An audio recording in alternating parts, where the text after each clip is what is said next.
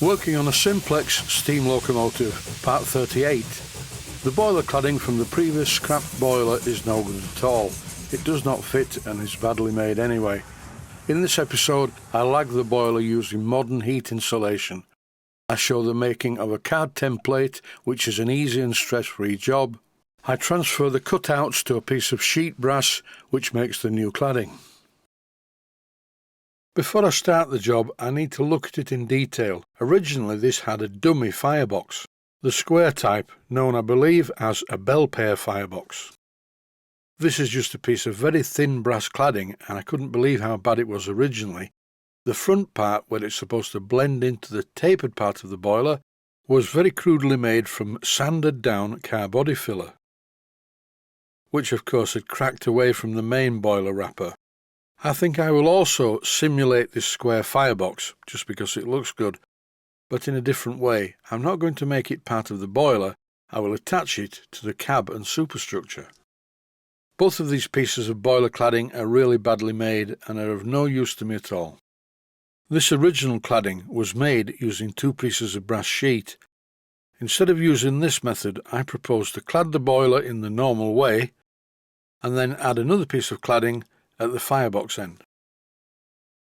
I'm removing these washout covers because I can reuse these on the wrapper that I make for the firebox. And this wrapper is no good to me at all, so I'm going to throw it in the bin.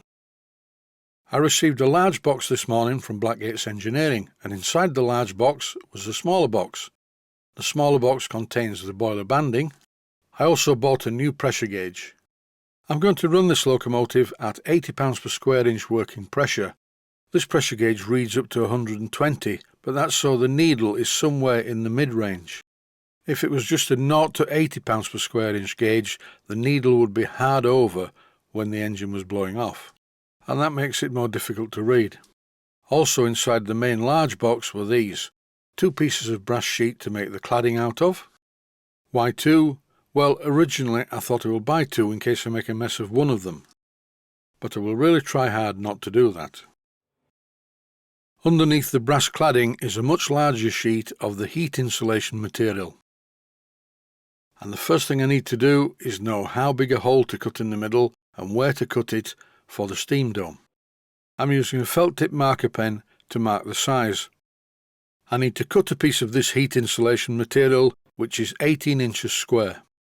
And the first thing I need is a centre line. This black mark that crosses a centre line is the measurement from the front of the boiler to the front of the steam dome. With the measurement that I obtained earlier, I went round the workshop and found a piece of aluminium with a hole in the middle, which makes it even better because I can see the line, which was more or less exactly the right size as the steam dome, or should I say as the boiler bush of the steam dome. Once I'd drawn around the piece of metal, I just cut it out with an old pair of scissors.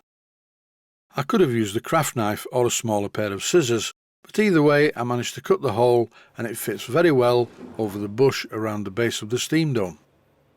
I haven't marked the positions for the safety valves because you don't need to do that. All you do is press hard on the ceramic material where the safety valve bushes are, and you get a perfect imprint of the bushes where the safety valves fit. All that's left to do is to cut the two holes for the safety valve bushes and two slots, one to accommodate the turret and the other one to accommodate the water gauge extension.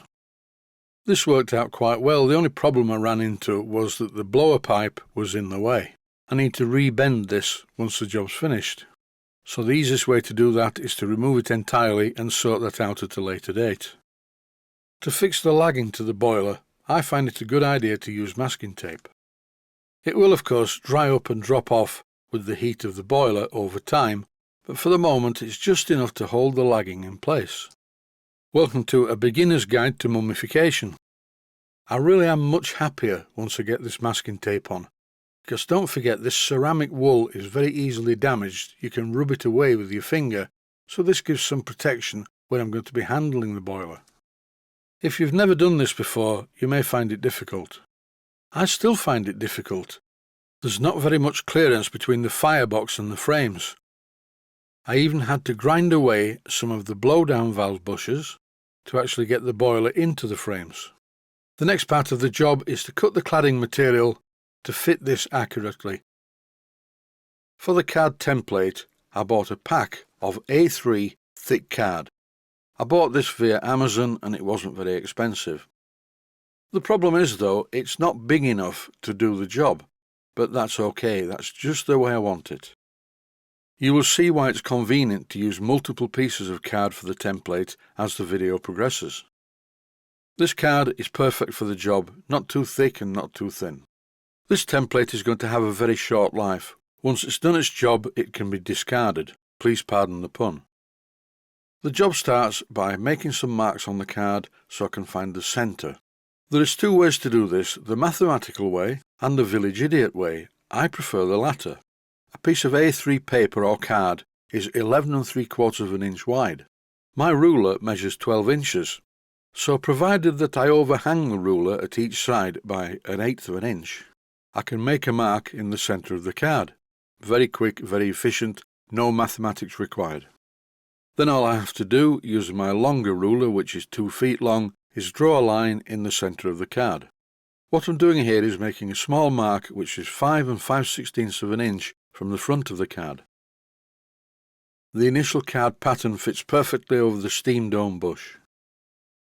The next part of the job is to position the card so that the centre line points exactly at the centre of the steam turret. You've just seen me scraping the tops of the safety valve bushes using a ruler. That's because I need them to be flat so I can apply some of this stuff, layout fluid or marking out blue. Here I'm applying a generous amount to the safety valve bushes, and fairly quickly before the stuff dries, because it dries very quickly, I just press the piece of card into position, making sure that the line on the card is perfectly in alignment with the steam turret. And now when I remove the card and turn it over, this is what it looks like. I think I must have been too slow, I didn't get a perfect image, but I filled in the rest with a felt tip pen, and then I cut it out with a Stanley knife. This card soon blunts Stanley knife blades, and here I'm using a technique of taking plunge cuts. This gets through the card much more quickly and it's safer. The edges of the holes are a bit more ragged, but please keep watching the video, you'll see what to do about this. You will notice that I have a thick piece of corrugated cardboard underneath the card so I don't mark my bench. And now, using my recently repaired Proxxon motor tool, I'm cleaning up the holes. And no, I haven't lost my mind, and this is definitely on purpose. I've made the hole on the left hand side a little bit too big. And here I'm enlarging it even further, just on one side. I'm doing this just so I can show how to repair errors when making card templates for things. It's a bit of a bodge, but it's not a problem. Now I need to extend the length of the piece of card by fitting this piece of card. But before doing that, I need to cut it accurately to the size and shape so that it fits around the steam turret and the water gauge top extension. In this clip you get the idea what I'm going to do, I think. This clip shows the smaller piece of card once I'd made the cutouts. Once again I'm using my Proxxon motor tool fitted with a very worn and very small sanding drum to clean up the smaller slot, and for the larger one that fits around the steam turret I used a small grinder. By the time I'd finished grinding this part to shape, the cardboard was getting a bit weak, but a touch of cyanoacrylate adhesive fixed that. To complete the cardboard template, I'm using lots of masking tape, and where there's a join, I'm using masking tape on both sides, and plenty of it. This stuff is called frog tape, and it's a bit stickier than the stuff I normally use. I need to extend the template where it wraps around the boiler barrel. I will have to cut the main template on the mark shown as well. To double check the measurements, I'm using my ruler, and yes, it's exactly 11 inches from the front of the boiler to the front of the firebox. All I then needed to do was cut 2 pieces of card 2 inches wide by 11 inches long and stick them in place. When I try the template in place on the boiler, it fits very well indeed. If it hadn't fitted perfectly, I would have discarded it because it's not a difficult job to cut out a new card template. Now it's fun time, and before I start this job there's something that I must say. It's a health and safety notice. The edges of any metal sheet that's been cut on a guillotine are very, very sharp. And this is worse because I bought 2 sheets in case I made a mess of the first one. As I'm unpacking the brass sheets, I'm being very, very careful not to cut myself on the edges. with just one brass sheet on the bench and very carefully removing the backing plastic. This plastic coating is in place to prevent scratching the brass, but for this job I need to scratch the surface of the brass quite badly to key it for the paint, so I may as well remove this plastic sheet now. The edges of this brass sheet, where it's been through the guillotine, really are extremely sharp, and in this clip I'm using a piece of coarse emery cloth to sand the edge to get rid of the sharp edge. And I recommend to all of my viewers watching this that you do exactly the same. And also, to prevent the sharp edge cutting through the emery cloth and into your finger, fold it over several times.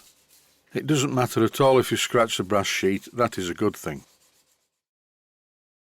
It's essential that once you start drawing around the cardboard template it doesn't move around on the brass sheet. I'm using 3 spring clamps to hold the card template in place, and it's very important that the card template lines up perfectly squarely with the brass sheet. Once you are absolutely certain that the card template is in the correct place on the brass sheet, transfer the hole positions to the brass sheet using a felt tip pen or similar. This felt tip pen was sent to me by a very kind viewer. It's a special felt tip pen for marking out, and I use it so much now I don't know how I've managed to live without one for so many years. Once I've finished the marking out of the parts that need cutting out of the brass sheet, I cut around the edges of the template. This piece of brass sheet is 18 inches square.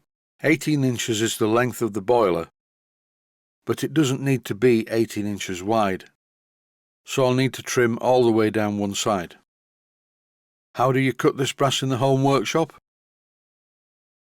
You can use a large substantial pair of scissors, but this is really difficult. I could use a jigsaw with a very fine blade, but that would mark the brass and it may even bend it. I decided to use my trusty old Burgess bandsaw, and it made very short work of cutting the sheet to size. After cutting the sheet with the bandsaw, suddenly the edges become very sharp again. So it's time to go back to the folded piece of emery cloth to remove the sharpness.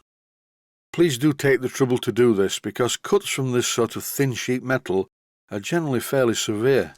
Once I've finished cleaning up the sharp edges, I positioned the template back over the sheet brass, and as you can see it is exactly the same size. In the next episode in this series I will show how I cut out all the holes and fit the wrapper to the boiler, but that's it for this one. Stay healthy, thanks for watching, and I hope you found it useful. Please take the time to visit my Mainsteam Models website and click on the section of the website that says Video Playlists. And by doing that you can find other videos that you may like to watch.